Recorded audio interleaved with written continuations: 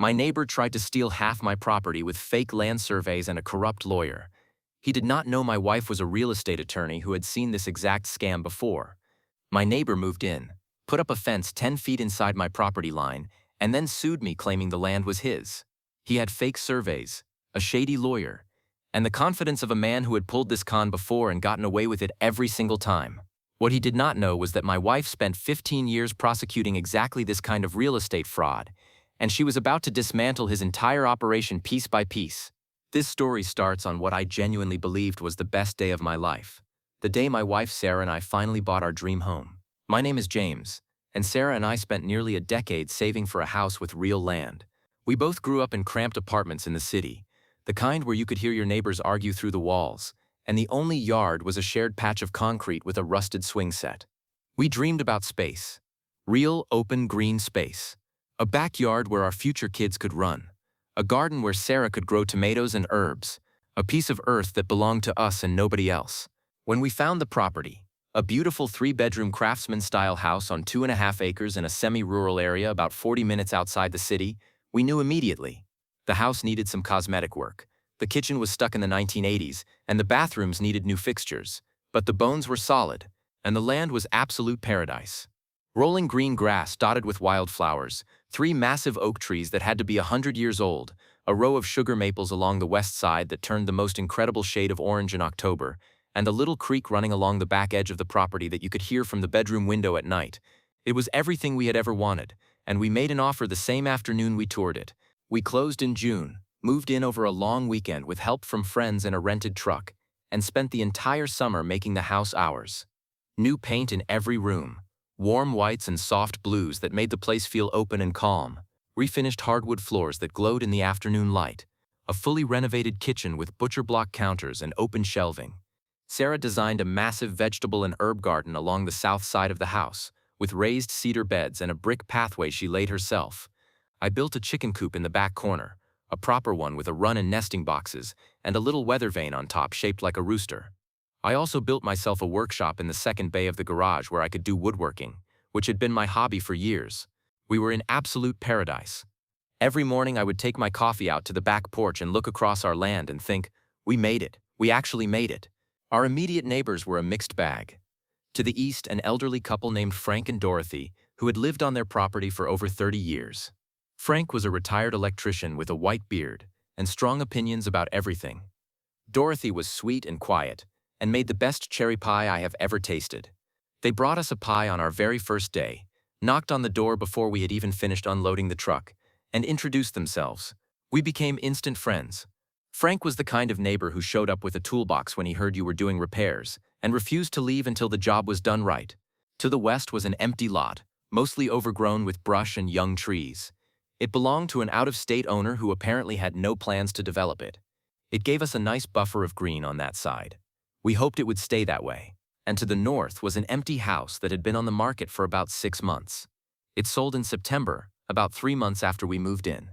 Our new neighbor was a man named Gerald Prescott. Gerald was in his mid-50s, stocky build, permanent scowl etched into a face that looked like it had been irritated by the world since birth. He drove a big black pickup truck and wore expensive boots and a leather belt with a silver buckle shaped like a bull's head. He had the energy of a man who believed he was the most important person in any room, any yard, or any 2.5-acre property he happened to be standing near. His wife, a quiet, thin woman named Linda, barely spoke. She stood slightly behind Gerald at all times, nodding along with whatever he said, like a background actor in the movie of his life. Our first interaction was civil enough. Gerald walked over one Saturday morning, introduced himself, shook my hand with a grip that was just a little too firm, and made small talk about the area. But I noticed something during that first conversation that unsettled me, in a way I could not quite articulate at the time. Gerald kept looking past me. Not at me. Past me. His eyes were scanning our property, moving slowly from left to right, pausing on the tree line, the garden, the open field, like he was evaluating it, measuring it, calculating something. At one point he said, very casually, "That is a lot of land for one house. You use all of it?" Something about the way he asked it felt off, like it was not a question but a probe. I said, "Every inch of it. Sarah has plans for every corner. She wants to put in fruit trees on the north side." He made a noise that was not quite a laugh, and not quite a grunt, and said, "Well, good for you." Then he turned and walked back to his property without saying goodbye. I told Sarah about it that evening. She raised an eyebrow but did not think much of it. "Some people are just awkward," she said. I agreed and forgot about it. I should not have forgotten about it. The trouble started about 6 months after Gerald moved in. One Saturday morning in early March, I woke up to the sound of heavy equipment. Not small equipment. The kind of noise that makes the windows buzz in their frames. I got out of bed, pulled back the curtain, and saw Gerald standing in his backyard supervising 2 guys with a post-hole digger mounted on a skid steer. They were installing a fence, metal posts, chain link panels, the works. Putting up a fence between properties is perfectly normal. People do it all the time for privacy, pets, property definition. I had no issue with the concept, but as I watched from the window, sipping my coffee and still waking up, I noticed something that sent a cold jolt of adrenaline through my chest. The fence crew was not building on Gerald's side of the property line. They were building well inside mine, about 10 feet inside mine. I pulled on boots and a jacket and walked outside. "Hey, Gerald," I called across the yard, keeping my voice friendly and measured. "I think your fence crew might be off on the property line there. Looks like they are on my side." Gerald did not even look up from his phone. He said, flat and dismissive, "Nope, had it surveyed. That is my line." I walked a few steps closer. "Gerald, that really cannot be right. The survey we got when we bought our place shows the property line at least 10 feet further north. I have the documents inside." He finally lifted his eyes from his phone, and the expression on his face was something I had not seen from him before. Cold, deliberate, almost amused, like he was enjoying a game that I did not know I was playing. "Get a new survey then," he said, "because mine says this land is my property, and my surveyor is a licensed professional." He turned his back on me and said something to the fence crew in a low voice. They kept working. I stood there in the March cold, trying to process what was happening. This man was building a fence on my land and acting like I was the one who was confused. I went inside and told Sarah. I pulled out the closing documents from our purchase, including the official property survey conducted by a licensed surveyor at the time of our sale. The survey was crystal clear. Our northern boundary line was well beyond where Gerald's crew was driving posts into the ground. By his fence placement, he was claiming roughly 10 feet of width across the entire northern edge of our property. Now, 10 feet might not sound like much. It is not like he was claiming half our yard. But here is the math. Our lot was approximately 320 feet wide along the northern edge. 10 feet across 320 feet is 3,200 square feet of land. In our area, residential land with the kind of mature trees and creek access our property had was valued at roughly $15 per square foot. Gerald was attempting to annex approximately $48,000 worth of our property with a chain-link fence and a confident smirk. Sarah looked at the documents. She looked out the window at the fence post slowly appearing in a line that ran across our land. She looked back at me, and her expression shifted into something I had only seen a handful of times in our marriage. It was not anger exactly. It was more like recognition, like a doctor who walks into an exam room and immediately identifies the disease. "James," she said quietly, "I need you to sit down, because I have seen this exact scheme before, multiple times, and I know exactly what he is doing. Here is the thing about my wife that Gerald Prescott never bothered to learn, because Gerald Prescott clearly never bothered to learn anything about his neighbors at all. Sarah is warm, kind, loves getting her hands dirty in the garden, bakes incredible sourdough bread, and is legitimately one of the nicest people you will ever meet. She is also a real estate attorney who spent 15 years at a firm that specialized in property law, land use litigation, and real estate fraud prosecution. Before she went into private practice to have a more flexible schedule when we were planning to start a family, she had handled over 200 cases involving property disputes, fraudulent surveys, boundary manipulation, adverse possession claims, and title fraud. She literally wrote a continuing legal education course for the State Bar Association on identifying and prosecuting fraudulent land claims. She taught other lawyers how to handle exactly this situation. Gerald had picked the single worst neighbor on the face of the planet to run this scam on. It was like a pickpocket reaching into the coat of an off-duty police chief. Spectacular in its stupidity. Sarah did not panic. She did not raise her voice. She did not storm outside and confront Gerald. She went to her home office, closed the door, pulled out a fresh legal pad, and started writing.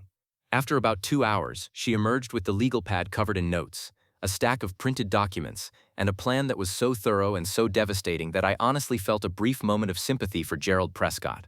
Brief, very brief. "Here is what is happening," she said, sitting down across from me at the kitchen table. "Gerald is running a property encroachment scheme. I have seen this playbook before. He is going to build the fence, physically occupy the strip of land, and then use one of two strategies. Option 1. He waits and tries to claim adverse possession, which is a legal doctrine that allows someone who openly and continuously uses another person's land for a statutory period, usually 10 to 20 years depending on the state, to actually claim legal ownership of it. Option 2, which I think is more likely because he just moved in and does not have the patience for a 20-year scheme. He produces a fraudulent survey that shows the property line where he wants it, files it with the county, and then uses it as the basis for a legal action to quiet title, essentially asking a court to declare the disputed strip as his. Can he actually do that? I asked. He can try, and based on what I have seen, he has probably done it before, successfully. She was right about that too. Sarah spent the evening digging into Gerald Prescott's history, pulling county records, court filings, and property transaction histories from every address associated with his name. What she found was not just suspicious, it was a pattern. Gerald had owned 3 previous homes in the past 12 years. At 2 of those properties, there were documented boundary disputes with neighbors. In both cases, the disputes followed the exact same pattern. Gerald moved in, claimed a strip of the neighbor's land, produced a survey supporting his claim, threatened legal action, and pressured the neighbor into a cash settlement rather than fighting it in court. The settlements were not small either. One neighbor paid Gerald $35,000, the other paid $28,000. Both cases were resolved before any court could examine the evidence, which meant Gerald's fraudulent survey was never tested under scrutiny. He was not just a bad neighbor, he was a professional property scammer who had been running this con for over a decade. Sarah cross-referenced the surveyor who produced Gerald's surveys. The same name appeared every time, Dale Hoffman, of a company called Precision Land Services. Dale had produced the favorable survey for Gerald at all 3 previous properties. His licensed surveyor credentials were valid but unremarkable, and there were 2 previous complaints filed against him with the state licensing board, both for producing surveys that contradicted official county records. Neither complaint resulted in formal action because the underlying cases settled before going to hearing. Dale and Gerald were a team, and there was a third member. A lawyer named Tom Vickers had represented Gerald in both previous disputes. Vickers was a low-tier real estate attorney, known around the courthouse for filing aggressive, borderline frivolous property claims. He was not a good lawyer. He was a bully lawyer, the kind who counted on the other side being intimidated enough to settle rather than fight. Gerald, Dale, and Tom. The unholy trinity of property fraud. Surveyor fakes the line, lawyer files the papers, homeowner collects the check. They had been running this operation across multiple counties, and nobody had ever challenged them properly because every previous victim decided it was cheaper to pay than to fight. They had never met anyone like Sarah. Sarah's counterattack had 4 phases, each building on the last, each designed to give Gerald maximum rope to hang himself with. Phase 1. Let Gerald finish the fence. Do nothing. Let him feel confident. Let him believe the con was working as planned. Sarah said, "Confident people make sloppy mistakes. I want him sloppy." Phase 2. Hire our own surveyor. Not just any surveyor. Sarah called the most respected survey firm in the Tri-County area, a company whose work had been admitted as evidence in dozens of court proceedings and had never been successfully challenged. They sent out a 2-person team with GPS equipment and full access to the county's original plat records. Their survey confirmed what we already knew. Our northern boundary line was 10.4 feet north of where Gerald's fence stood. Every inch of that fence was on our property. Phase 3. Document everything. Sarah mounted a weatherproof security camera on the back of our house, aimed directly at the fence line, recording 24/7 with a time-stamped feed that was automatically backed up to cloud storage. She took dated GPS-tagged photographs of the fence from multiple angles every week. She photographed Gerald mowing the grass on our side of the fence, which he started doing immediately, establishing physical use of the land. Every action Gerald took was captured, cataloged, and stored in a growing evidence file that Sarah maintained with the precision of someone who had built cases like this for a living. Phase 4 was the trap, and this is where Sarah's 15 years of experience transformed from legal knowledge into something closer to art. She drafted a formal letter to Gerald on her firm's letterhead, politely informing him that our independently conducted survey showed the fence was located on our property, and requesting that he voluntarily remove it within 30 days. She included a copy of our survey, a copy of the relevant county plat records, and a paragraph noting that we were hopeful this matter could be resolved amicably. The letter was polite, professional, and deliberately non-threatening. It was designed to make Gerald think we were pushovers. Gerald responded exactly as Sarah predicted he would. He marched over to our house 2 days later, waving his own survey around like it was a flag, and said, "My surveyor says your survey is wrong. This land is mine. If you want to fight about it, we will settle this in court." Sarah met him at the door, smiled warmly, and said, "Okay, Gerald. If that is how you would like to handle it, we will let the court decide." Gerald looked confused for a half-second, like he expected more resistance, more emotion, more fear. He did not get any. He turned and walked back to his side of the fence, my side of the fence actually, and Sarah closed the door. "He is going to file within 2 weeks," she said. He filed in 11 days. Gerald, through his lawyer Tom Vickers, filed a quiet title action in county court, claiming that the disputed strip of land was legally his property based on the Precision Land Services survey. The complaint alleged that our fence obstruction, we did not have a fence but apparently the truth was optional, was interfering with his property rights and requested that the court declare him the rightful owner. Sarah filed our response and counterclaim within a week. And this is where the full weight of her expertise landed on Gerald, like a piano falling from a rooftop.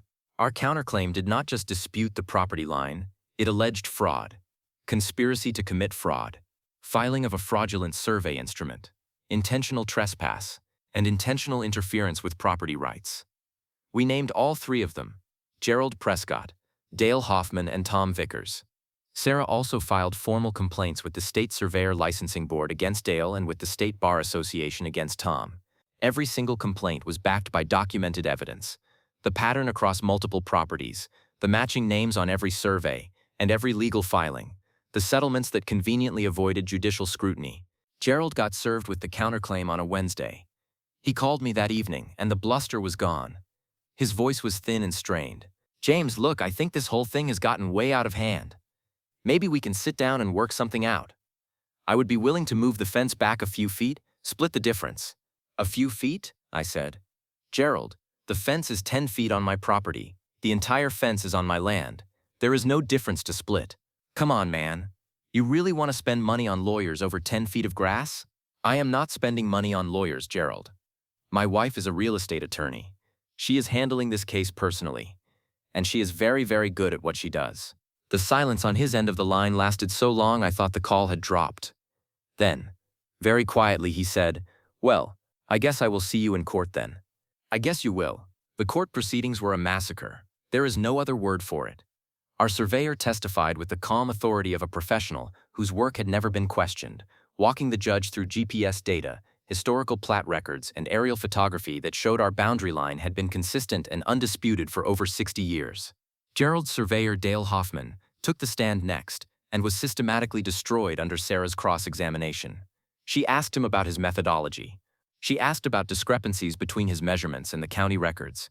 She asked about his relationship with Gerald, how many surveys he had performed for him, and whether Gerald had ever discussed with him where the line should be before the survey was conducted. Dale turned white, then red, then started stammering. He contradicted himself 3 times in 20 minutes. Then Sarah introduced the pattern evidence. She presented the court with documentation from Gerald's 3 previous properties, showing that Dale Hoffman had produced a favorable survey for Gerald at every single address, each time contradicting official county records, and each time the dispute settled with a cash payment before the evidence could be examined by a judge. She showed that Tom Vickers was the attorney in all 3 cases. She laid out the timeline, the financial settlements, the matching players at every stage. The judge was not just persuaded. He was visibly angry. He looked at Gerald, then at Dale, then at Tom Vickers, and said words that I wrote down verbatim in my notebook because I wanted to remember them forever. What this court sees before it is not a property dispute. It is a systematic multi-year scheme to defraud homeowners through fabricated evidence and abuse of the legal process. This court will not be a tool for that purpose. Not today, not ever. The ruling was total and devastating. The judge found in our favor on every single count. He ordered Gerald to remove the fence within 14 days at his own expense. He awarded us damages for trespass, emotional distress, and all legal costs incurred. He referred the entire case file to the county prosecutor's office for criminal investigation, with a written recommendation that charges be pursued. And he reported both Dale Hoffman and Tom Vickers to their respective licensing boards with a note recommending the most serious disciplinary action available. Gerald sat in the courtroom with his mouth literally hanging open, like a man watching his house burn and realizing he left the stove on. Tom Vickers tried to request a continuance, and the judge cut him off so sharply that Tom physically flinched and sat back down without finishing his sentence. The dominoes fell fast after that. The county prosecutor opened a formal investigation, not just into our case, but into Gerald's 2 previous property disputes. Both former victims, contacted by the prosecutor's office, agreed to cooperate and provide testimony. With their statements, the document evidence, and the court's findings, the prosecutor filed criminal charges. Gerald was charged with 3 counts of fraud and 1 count of filing a false instrument. Dale Hoffman was charged with 2 counts of fraud related to the fabricated surveys. Tom Vickers was referred to the state bar for disciplinary proceedings on ethics violations. Dale lost his surveyor's license, permanently revoked. His company Precision Land Services was shut down. Tom Vickers was suspended from the practice of law for 3 years and fined $25,000. Rather than face the reinstatement review process and the public scrutiny that would come with it, he eventually surrendered his license entirely. His career was over. Gerald pleaded guilty to 2 counts of fraud as part of a negotiated agreement. He was sentenced to 18 months in county jail, 3 years of supervised probation following release, and was ordered to pay restitution to all 3 of his victims, including us and the 2 previous neighbors he had scammed. The total restitution amount exceeded $120,000. His wife Linda filed for divorce while he was incarcerated. She told the prosecutor's office that she had no knowledge of Gerald's scheme and had genuinely believed the property disputes were legitimate misunderstandings. Having watched her silent, nodding compliance for over a year, I actually believed her. She was another victim of Gerald's con, just one who lived in the same house. Gerald served his time, completed his probation requirements, and moved out of state. The house to our north sold to a lovely couple from the city, young professionals with a golden retriever and no apparent interest in surveying their neighbor's land. They brought us a bottle of wine on their first day. We brought them some of Sarah's sourdough bread. The universe, it seemed, had a sense of balance after all. The fence came down exactly 14 days after the judge's order. I tore it out myself, every single post, pulling them from the ground one by one on a sunny Saturday morning. Sarah sat on the back porch in her gardening overalls, drinking coffee from her favorite mug, watching me work with a quiet, satisfied smile. When I wrestled the last post free and tossed it onto the pile of chain link and metal, she raised her mug in a toast and said, loud enough for me to hear across the yard, "That is my land." I laughed so hard, I had to lean against the fence post to keep from falling over. We used the reclaimed strip to expand Sarah's garden. She planted a row of sunflowers along the property line, the tall variety, the kind that grow 6 or 7 feet high and turn their golden faces toward the sun. Every summer they bloom in a blazing yellow wall that you can see from the road. Sarah calls them her victory garden, and every time a neighbor or a visitor asks about them, she tells the story. Not with anger or bitterness, but with the quiet amusement of someone who knows a good punchline. Frank and Dorothy, our wonderful neighbors to the east, followed the entire saga from their porch with the dedication of people watching the best show on television. Frank told me after the trial, with characteristic bluntness, "I knew that man was trouble the day he moved in. He looked at everybody's property line like he was doing math in his head." Dorothy nodded and said, "I told Frank we should warn you, but Frank said to let it play out. I guess he was right." Frank puffed up a little at that. Our property is fully paid off now. It has appreciated significantly since we bought it, partly because of the improvements we made and partly because the area has grown. Sarah transitioned back to full-time legal practice, but with a new specialization. She now focuses exclusively on property fraud cases, helping homeowners who are facing exactly the kind of scheme Gerald ran. Since our case made local news, she has been contacted by over 30 families dealing with boundary disputes, fraudulent claims, and predatory neighbors. She has helped more than a dozen of them resolve their cases successfully, several of which resulted in criminal charges against the perpetrators. She also published a detailed article about our experience in a state bar legal journal, anonymizing the names but laying out the full pattern of the scheme, the warning signs, and the legal strategies for fighting back. The article has been cited in 3 subsequent court cases and is now required reading in a property law seminar at the State University's law school. I still think about Gerald sometimes. Not often, and never with the kind of burning anger I felt the day I watched his fence crew driving posts into my ground. More with a kind of bewildered amusement at the sheer audacity of the man, the spectacular confidence it took to move next door to a real estate attorney and attempt to steal her land using a scheme she had spent her career prosecuting. It is genuinely one of the most perfectly ironic things I have ever witnessed in my life, and I was there for the whole thing. Gerald thought he found another easy mark. He thought we were just a regular young couple who would fold under legal pressure and write him a check to make the problem disappear, the way his previous victims had. He did not bother to learn a single thing about us. He did not ask what Sarah did for a living. He did not research the property records beyond finding a surveyor willing to lie for him. He just moved in with his scowl and his silver belt buckle and his rigged game and assumed the world would cooperate, the way it always had before. But the world does not cooperate forever. Eventually, the con artist picks the wrong mark. Eventually, the scheme encounters someone who knows the playbook because they have spent their career writing it. And when that happens, the whole house of cards does not just fall, it collapses so completely that the person who built it ends up buried underneath it. Sarah does not call what happened revenge. She calls it vigorous enforcement of property rights with a side of public interest litigation, which is the most lawyer thing anyone has ever said. But between you and me, watching that fence come down post by post on a perfect Saturday morning in early spring, with my wife sitting on the porch sipping coffee, sunflower seeds already in her pocket ready to plant in the freshly reclaimed earth, and a golden rectangle of our land stretching out clean and green where chain link used to be, that was the sweetest, most satisfying thing I have ever experienced. And I did not even have to do anything except marry the right woman and hand her the evidence. Karma does not always need your help. Sometimes it just needs you to get out of the way and let the right person handle it. And if that person happens to be a 5'4" property lawyer with a garden full of victory sunflowers and 15 years of courtroom experience, well, that is just karma with a law degree. And it always wins.